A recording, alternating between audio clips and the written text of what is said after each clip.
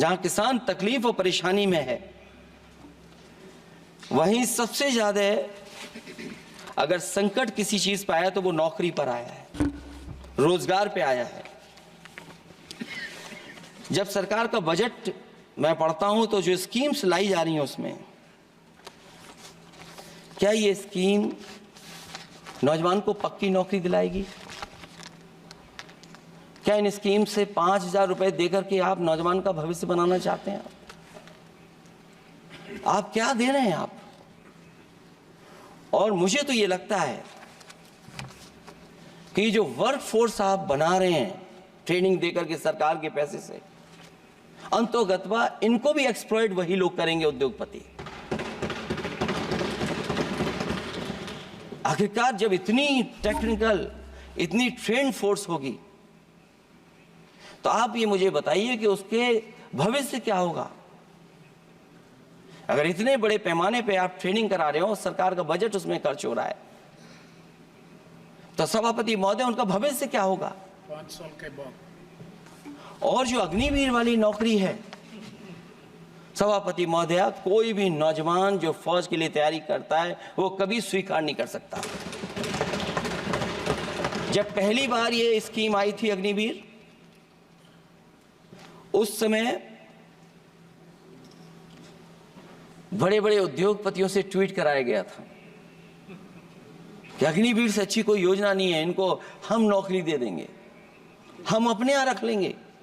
और शायद सरकार में बैठे लोगों को यह बात याद होगी, क्योंकि सरकार खुद स्वीकार करती है स्कीम ठीक नहीं है, तभी वो अपनी अपनी सरकारों से कह रहे हैं कि अग्निवीर वाले जो लौट करके आएंगे उन्हें कोटा दीजिए, आप नौकरी दीजिए।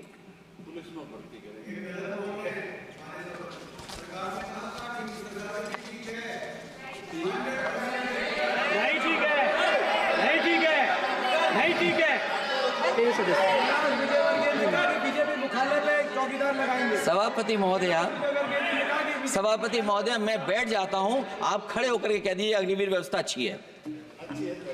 मैं इस सभा में खड़े होकर कहता हूं, उस राज्य से तो हिमाचल प्रदेश से जिसने पहला परमवीर चक्र विजेता मेजर सोमनाथ शर्मा दिए, कारगिल के युद्ध में सबसे ज्यादा शहीद होने वाले हिमाचल प्रदेश के वीर नौजवान थे।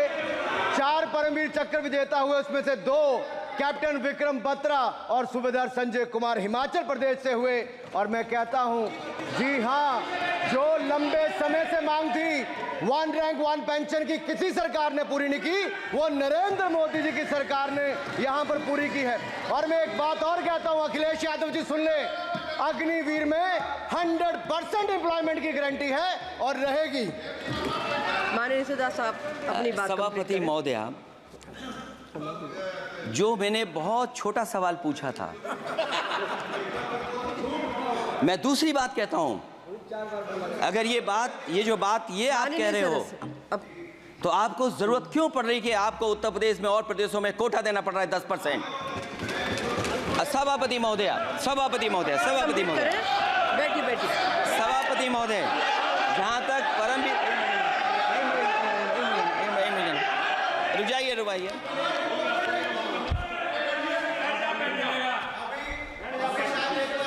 अरे सुनने दो। माननीय सदा साहब अपनी सभापति महोदय, सभापति महोदय, चैल जानते हैं आप कहाँ हैं? चैल जानते हैं आप कहाँ हैं? कभी गए हो उस मिलिट्री स्कूल में? मैं खुद मिलिट्री स्कूल का पढ़ा हूँ। और आप परमवीर चक्र की बात कर रहे हो तो हम भी तमाम नाम गिना सकते हैं। माननीय सदस्य से मैं आग्रह कर रही हूँ, आपस में चर्चा न करें। ये सभापति महोदय, ये सभापति महोदय,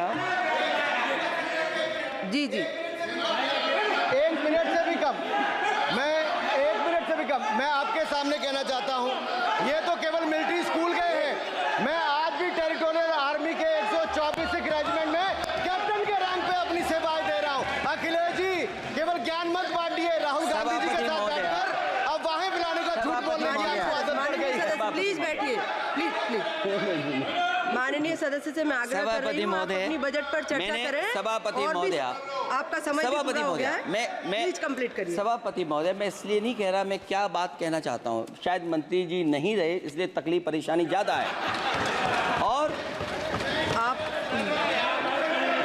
अरे हमारा दर्द नहीं समझोगे, हम आपका दर्द चेहरे से पढ़ते हैं। अच्छा दर्द मैं बताता हूँ, दर्द मैं बताता हूँ। माननीय सदस्यों से मैं आग्रह कर रही हूँ, सभापति महोदय दर्द मैं बताता हूँ, दर्द मैं बताता हूँ। बजट पर चर्चा करिए माननीय, प्लीज बजट पर चर्चा सभापति करिए। दर्द मैं बताता हूँ, देखिए दर्द बात पहुंचेगी कि नहीं पहुंचेगी। सभापति महोदय उत्तर प्रदेश से जब से हारे हैं तब से कोई नमस्कार नहीं कर रहा है, तकलीफ वो है आपको। कंप्लीट करिए। वो वीडियो हमने देखा है कि कोई किसी को नमस्कार नहीं कर रहा है, कोई किसी को देख नहीं रहा है। चलिए धन्यवाद माननीय। और जो अपने आप को बहुत ताकतवर कहते थे, बहुत ताकतवर कहते थे आप अपने आप को, जिसने हराया उसको नहीं ये हटा पा रहे हैं। अब बात समझ में नहीं आई ना? माननीय जिसने हराया उसको नहीं हटा पा रहे।